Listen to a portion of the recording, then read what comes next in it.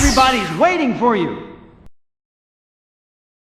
Greetings, my naughty little mosh pit, and last year I discovered a channel named Tofioko. He mainly makes things like animations and discussion videos with a sleek 2000s era aesthetic to them, right down to having his videos be in 4x3 so that they could fit on a TV of the era. Obviously, I'm a fan of his work, and he's been one of my recent inspirations for the content I create since last year. One particular video of his I'd consider life-changing is his Like It's 2005 video, in which he discusses the various personal changes he made to his life in order to heal his mental health and overall morale. It's not a secret that social media has progressively become a poison for a lot of people who either unknowingly or just willingly have an addiction to it. Even I was guilty of this, especially in my early adulthood, where my problem with seeking validation was at its highest. This is why a particular part of Tofo's video stood out to me upon watching it.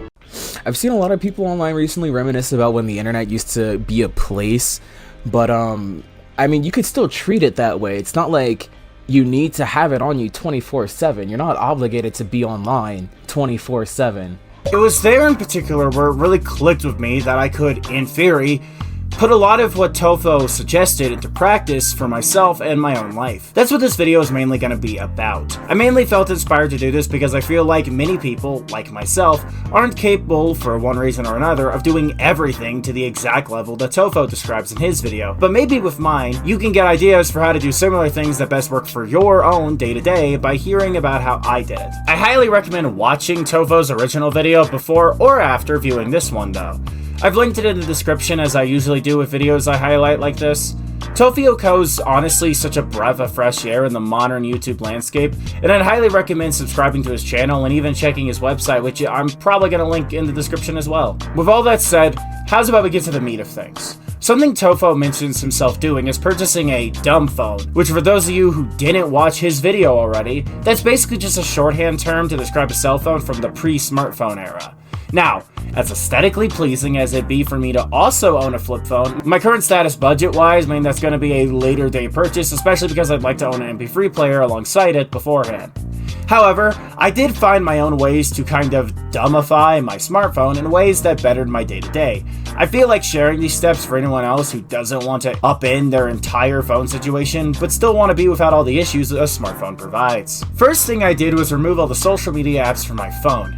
Deactivated my Twitter a while ago, so that wasn't an issue, but that means no Blue Sky app, no TikTok app, nothing like that. I can only access those sites via my desktop, and this has actually benefited me greatly in terms of me no longer just wasting hours of the day sitting in the bathroom scrolling like a drone. This step in particular was directly inspired by Tofo's statement about making the internet a place again, which was also the inspiration for the snappy title of this video you're watching right now, so that's cool too. But what I mean is, now I only have access to social media when at home at my desktop, meaning I'm no longer logged on to the 24/7 internet's view of trivia and celebrity bullshit.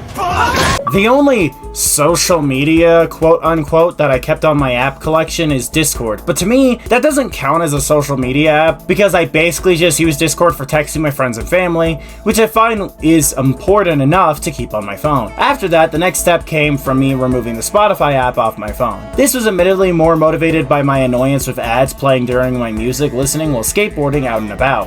However, the real kick I needed to start doing this was actually the 2025 video game Unbeatable. You know, that game I made a video about where I cried at the end? Y'all know that one. I really love that game, if you couldn't tell. Anyway, the game's OST wasn't on Spotify, but the album of the OST was buyable via Bandcamp, and thus I bought it, and this revived my love of hard downloading music onto my phone, like I used to as a teen before the tech giants used their sissy femboy hypnosis on me. There's been a lot of benefits to switching back to just listening to music downloaded to my phone directly over music streaming like Spotify. The earlier mentioned freedom from cringeworthy ads, the fact I'm not restricted to Spotify's library and can basically have any songs or albums I want no matter how niche or weird they are, etc. It's all been great. I've obtained the MP3s for various means, stuff like CD rips of albums via Internet Archive, purchases of albums like the Unbeatable OST via platforms like Bandcamp, and ripping my own CD collection are my main avenues for obtaining the files to put onto my phone. My PC doesn't have a disk drive, but thankfully my friend Ethereal gifted me an external CD drive that plugs into my PC via USB, so that problem did have a solution. Kind of odd that we have to invent tools to make up for the fact modern technology removed features that used to be expected of them, Best not to think about it too long or else I'll get sad, which is the opposite effect I want this video to have for people. Now, you might be thinking, oh wow, you deleted apps off your phone and just use MP3s proper instead of Spotify. Is that all it takes? And my answer is no. But it's probably the easiest of my steps for most of those watching at home to replicate in their own day-to-day life, so I started with them. Anyway, now on to the stuff that's more specific and might not be as easy to replicate for those of you at home, but if you can find your own equivalents to these solutions, then feel free to share them in the comments. One thing I started doing was skateboarding. This gave me not only a hobby that wasn't attached to being online, but also had the added bonus of being somewhat active that I enjoy doing on my mostly regular basis, and thus allowing me to improve my physical health alongside the intended improvements of my mental health. I noticed a lot of people with terminal onlineness tend to lack any hobbies or interests not tied to the internet, which likely only enables their terminal behavior. My best advice for this is to find a hobby not tied to being online like I did with skateboarding. I've heard many people tell me their own equivalents in the past, like playing Magic the Gathering at their local tabletop game places, or volunteering in their local community. These are only examples, of course, and I'd recommend finding whatever works best for you as an individual in this particular regard. Skateboarding ended up being what worked best for me, and I hope whatever clicks for you works just as well and having the same effect on your own life. Another thing I want to suggest is revisiting old technology. For those unaware, there's been a rise of interest in retro tech from the younger generation, and even at age 26, soon to be 27, even I've regained interest in using older tech over their newer, more advanced alternatives. However, I do still use some modern technology, like my earlier mentioned smartphone that I've stripped of various apps in order to regain control of my day-to-day, as detailed before. And my Steam Deck is another example of new tech I use as a gaming device, allowing me to play my PC game library on the go. However, I've also picked up older technology at my disposal as well, such as my 3DS, which I've hacked in order to expand its capabilities. I've been playing Pokemon Crystal on that thing. It's been pretty good so far, not gonna lie. Another thing I did in terms of my desktop time was alter how I consume news when I do take it in. A massive issue with modern social media is how clickbaity and disastrified a lot of quote-unquote journalists tend to report on things going on across the globe. I'm a massive advocate against misinformation and fear-mongering due to how it can negatively affect people, especially those struggling with various emotional or mental health disorders. The only advice I can give in this regard is to change how you take in the news.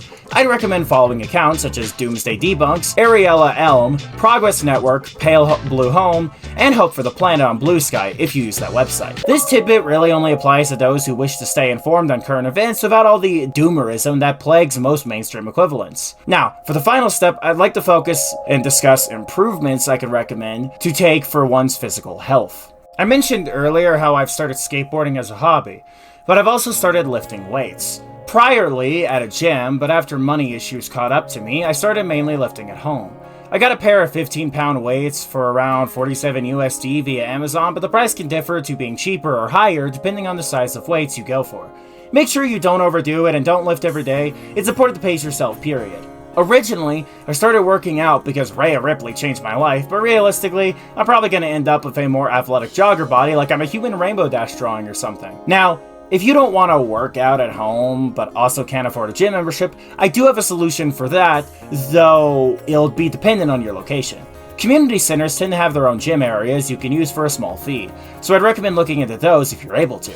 You may think mentioning fitness notes might be irrelevant to this video's topic, but in reality, it's loosely tied to the point I want to make, which is to help people improve their own lives by sharing what I've personally done over the course of the past year at this point. This isn't really a step-by-step guide, but more so an additional foundation for my audience to work off of in the event they themselves want to take action in their own lives to take back control of not only their screen time, but also improve their overall health, mentally and physically. I wrote this video with the idea it'd act as an unofficial companion piece to Tofioko's video, which again, I will link below for anyone interested in watching it. One thing I'd like to add before I sign off is I want to advertise the fact that I'm now live streaming over on a new Twitch channel under the VTuber persona of Echo Spike, a rhythm-based superhero character. Feel free to follow me there if you're interested in that sort of thing. Anyway, I'm the Girly Wolf Pup, and I hope this video helped all of you live a little easier in your life.